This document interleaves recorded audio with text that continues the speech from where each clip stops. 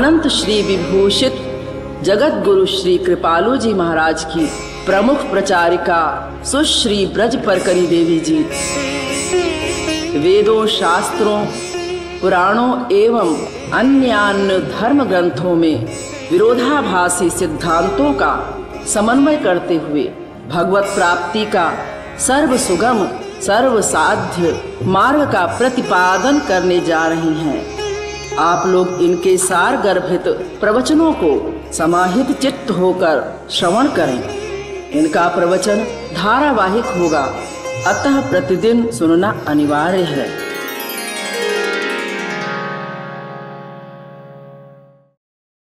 मन चाहा रूप ध्यान बनाइए आप उनका, लेकिन जी वो जो रूप हम बनाएंगे भगवान का, तो एक बार हमने जो रूप बना लिया, ऐसी आंख इतनी बड़ी, ऐसे कान, ऐसी नासिका, तो फिर तो हमें फिक्स रखना पड़ेगा वही रूप, वैसा ही हमेशा बनाना पड़ेगा। ना ना ना, ऐसा कुछ नहीं, बदलते जाइए आप।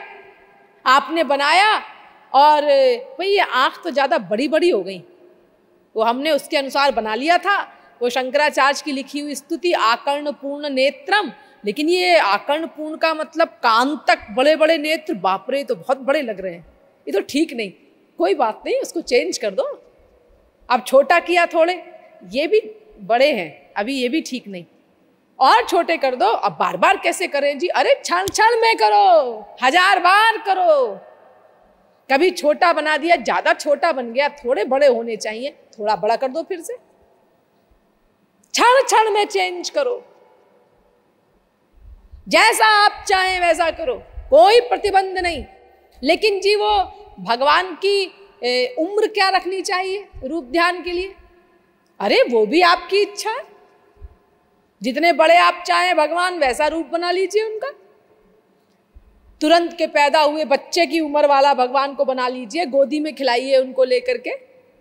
1 साल का बना लीजिए, 2 साल का बना लीजिए, 4 साल का बना लीजिए, 100 साल का बना लीजिए, 1000 साल का बना लीजिए। वैसे भगवान की ओरिजिनल उम्र सदा 16 वर्ष की रहती है शास्त्रों के अनुसार, 16 वर्ष से आगे नहीं बढ़ती। लेकिन ऐसा कोई प्रतिबंध नहीं है कि हम 16 वर्ष की उम्र वाला भगवान का स्वरूप का ही ध्यान करें। हम चाहे जैसा करें, हमको अगर बूढ़े भगवान पसंद है तो हम वो भी ध्यान कर सकते हैं। त्वम स्त्री त्वम पुमानसी त्वम कुमार उतवा कुमारी त्वम जीर्णो दंडेन वंचसी। श्वेताश्वतरोपनिषद 4थे अध्याय का 3रा मंत्र। बूढ़े भी बनते हैं भगवान, बूढ़े बनकर डंडा लेके चल रहे हैं, तो इसीलिए वो भी कर सकते हैं आप ध्यान। जैसा आपको अच्छा लगे, आपके मन का प्यार होना चाहिए बस। वो जिस रूप से प्यार उमड़े वैसा रूप बनाओ। जितनी बड़ी उम्र का आप ध्यान बनाना चाहें, आपके मन को अच्छा लगे, प्यार उमड़े, वैसी उम्र बना लो। सब कुछ आपकी चॉइस पर है। श्रृंगार भी कोई जरूरी नहीं कि अपना हर समय वो मुकुट उकुट सब पहना के रखना है जी हमको, ऐसा नहीं। क्या भगवान हर समय मुकुट पहने रहते होंगे? अरे जब रात को सोते होंगे तो भी मुकुट उकुट पहन के सोते होंगे क्या? नहाते धोते होंगे तो मुकुट उकुट पहन के नहाते होंगे? तो ऐसा कुछ नहीं है। जब आप जैसा चाहें वैसा श्रृंगार करिए, जितना श्रृंगार करना चाहें केवल उतना करिए। मुकुट उकुट हमें अच्छा नहीं लगता जी, हमको तो ऐसे ही बाल अच्छे लगते हैं, मत पहनाओ मुकुट भगवान को कभी। सब आपके चॉइस पर निर्भर है।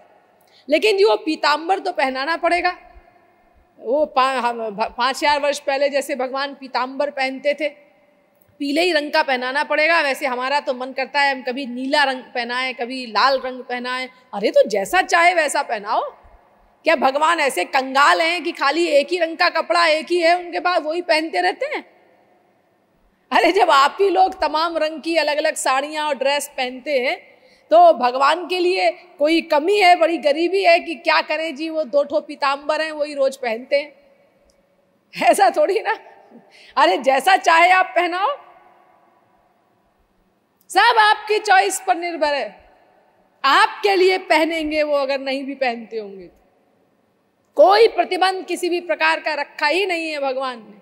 लेकिन रूप ध्यान करो, वो परमावश्यक है। अब हमने रूप ध्यान में भगवान को अपने सामने खड़ा कर लिया। अब इसके बाद क्या करना है? इसके बाद हमको आंसू बहाने हैं। क्या मतलब? मतलब अपनी इंद्रियों के विषय को उनके लिए व्याकुलता युक्त बनाना है। 5 ज्ञानेंद्रियां हैं ना हमारे पास, आंख है, कान है, नासिका है, रसना है, त्वचा है। ये 5 ज्ञानेंद्रियां अपना अपना विषय चाहती हैं। हाँ, तो इनको भगवान के विषय के लिए व्याकुल बनाओ, व्याकुलता पैदा करो।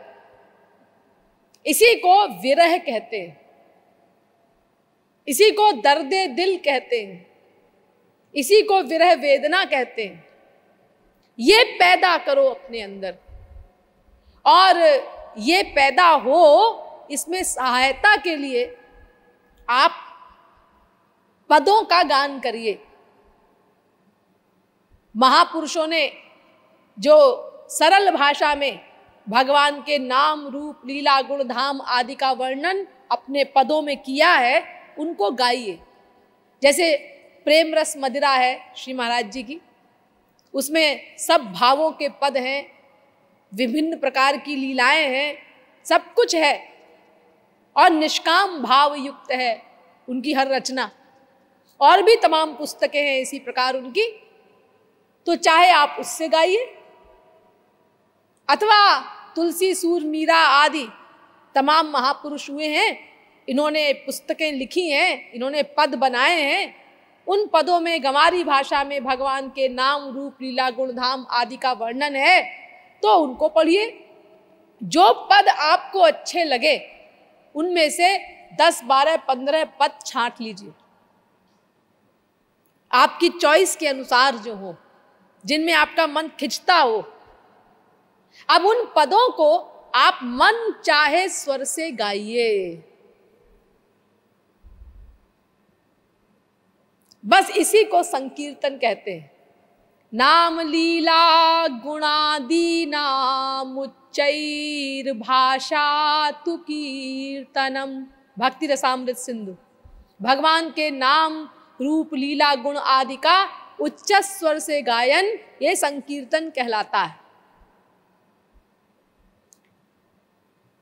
आप लोग कहेंगे क्यों जी ये संकीर्तन जो है, एक प्रश्न होता है यहाँ पर, आप लोगों के मन में ना हो लेकिन किसी के भी मस्तिष्क में ये पैदा हो सकता है, कल को आपसे कोई ये प्रश्न कर सकता है, तो उसका उत्तर समझे रहिए कि ये जो संकीर्तन करने के लिए कहा जाता है, ये संकीर्तन वेद सम्मत है या खाली पुराणों में ही इसका वर्णन है, या अभी कुछ समय से कुछ आचार्यों ने इसका प्रचार किया है?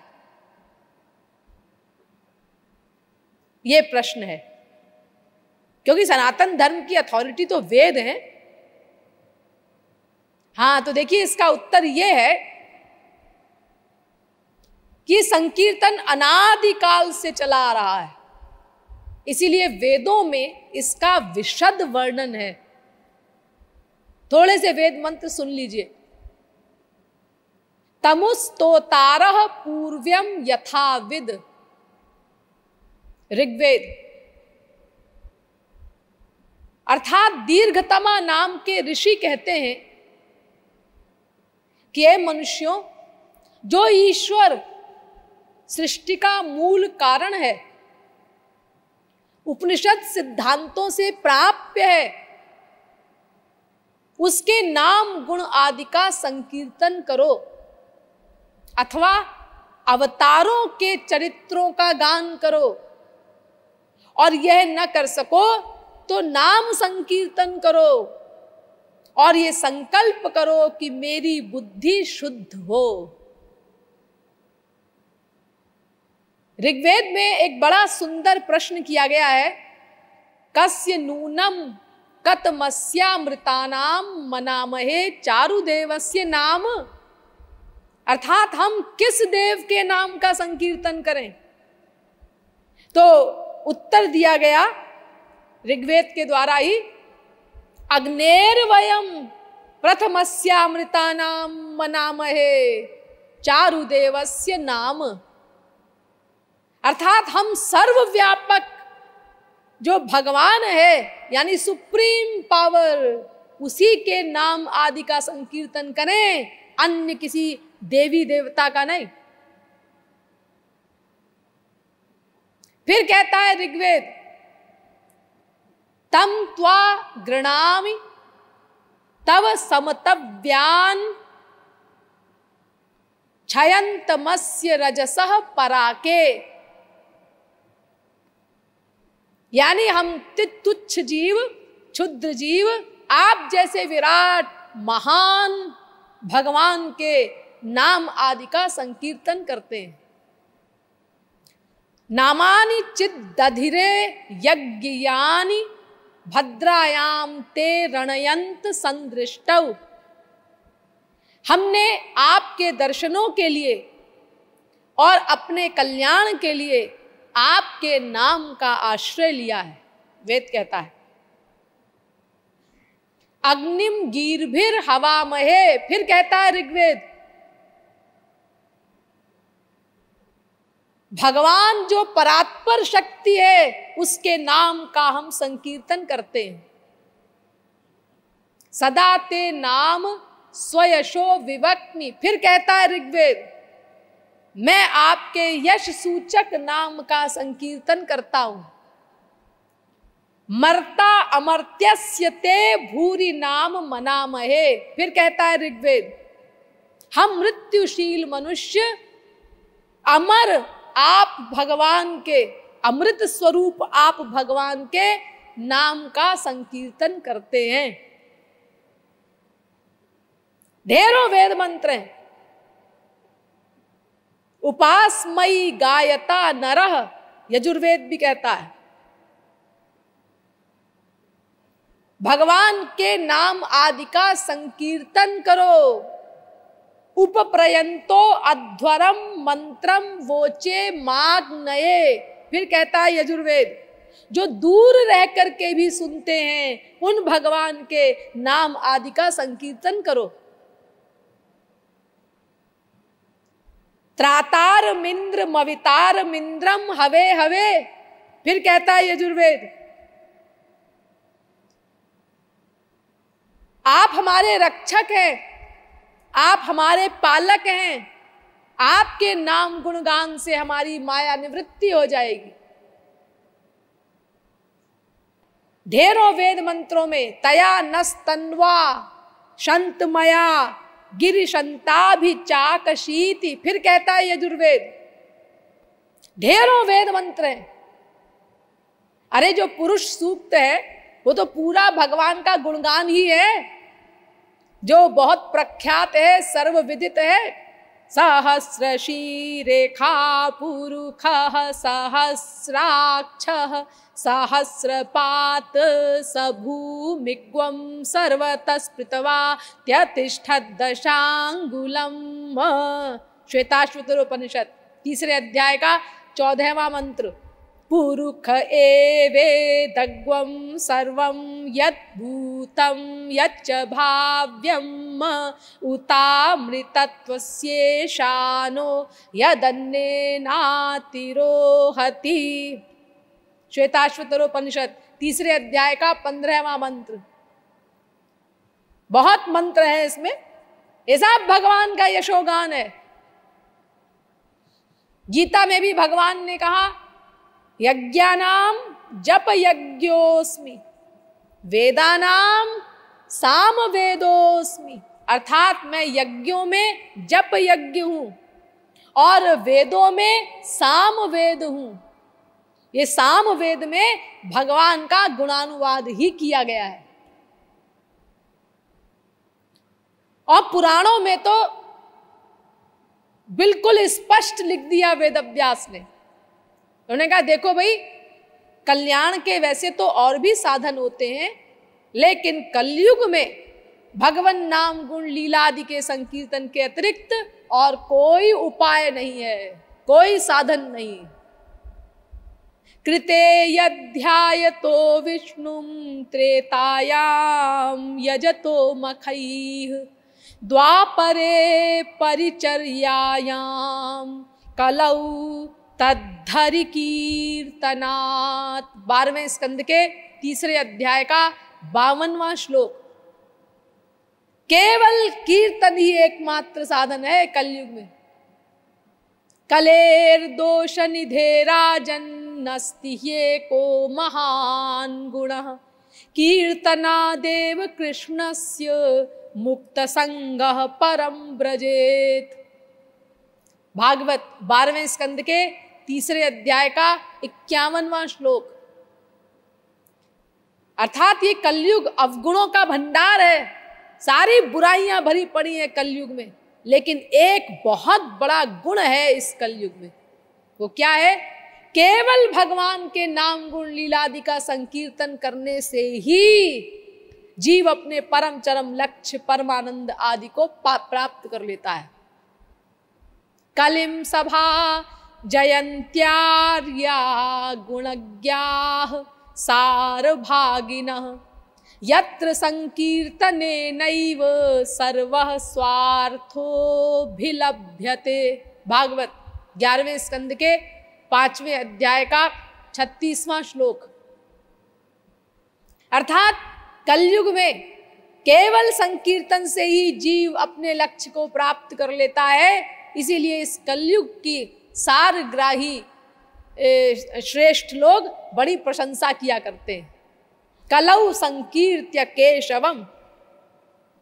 कलयुग में केवल संकीर्तन द्वारा ही जीव का कल्याण हो जाएगा और कुछ करने की आवश्यकता नहीं।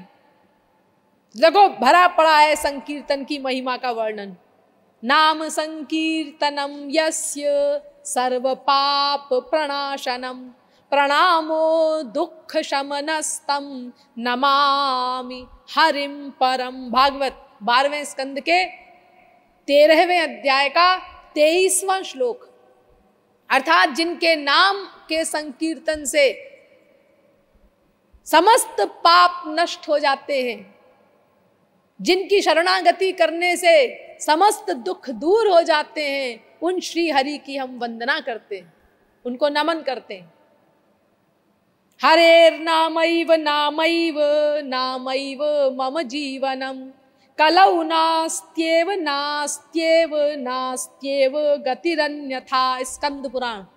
कलयुग में भगवन नाम संकीर्तन ही, भगवन नाम संकीर्तन ही, भगवन नाम संकीर्तन ही एकमात्र उपाय है कलयुग में। और कोई दूसरी गति नहीं, और कोई दूसरी गति नहीं, और कोई दूसरी गति नहीं। केवल संकीर्तन से ही काम चलेगा। एक श्लोक का ही मतलब बता रहे हैं, यानी इतनी बार जोड़ दिया गया एक छोटे से श्लोक में, और कोई उपाय है ही नहीं। मेरे नंदना